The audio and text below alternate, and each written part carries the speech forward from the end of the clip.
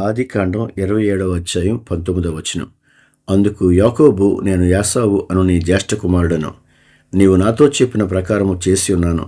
నీవు నన్ను దీవించుటకై దయచేసి లేచి కూర్చుండి నేను వేటాడి తెచ్చిన దానిని తినుము అనెను. చాలామంది క్రైస్తవులు అంతిమ లక్ష్యం మంచిదైతే మనం అక్కడికి ఎలా చేరుకుంటాము అనే దానితో సంబంధం లేదు అని అంటారు. కానీ అది తప్పు. లక్ష్యం ఆధ్యాత్మికంగా ఉండాలి మరియు లక్ష్యానికి వెళ్ళే మార్గం కూడా ఆధ్యాత్మికంగా ఉండాలి. యాకోబు జన్మ హక్కును పొందాలని దేవుడు కోరుకుంటే అతను దానిని పొందే మార్గం కూడా ఆధ్యాత్మికంగా ఉండాలి. అదేవిధంగా ప్రతి జీవికి సువార్త ప్రకటించబడాలని దేవుని చిత్తమైతే మనం చేసే విధానం కూడా ఆధ్యాత్మికంగా ఉండాలి. మనం సువార్త ప్రకటించడం లేదా చర్చ్ నిర్మాణాన్ని చేయడం మోసం ద్వారానో దురాశలు ప్రేరేపించడం ద్వారానో చేయకూడదు. దేవుడు మన విజయాలను అంటే సక్సెస్ చూడడు, మన నమ్మకత్వాన్ని ఫెయిత్ఫుల్నెస్ని చూస్తాడు.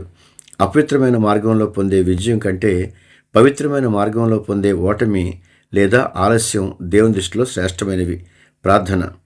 దేవా, మేము నిర్మించేది దేవుని నిత్యరాజ్యమని, అక్కడ పరిమాణం క్వాంటిటీ కంటే నాణ్యత క్వాలిటీ మరియు మార్గం మెథడ్ ముఖ్యం అనే గ్రహింపు ప్రతి విశ్వాసికి మరియు నీ సేవకులకు అనుగ్రహించు తండ్రి. యేసు నామములో ప్రార్థిస్తున్నాం తండ్రి. ఆమేన్.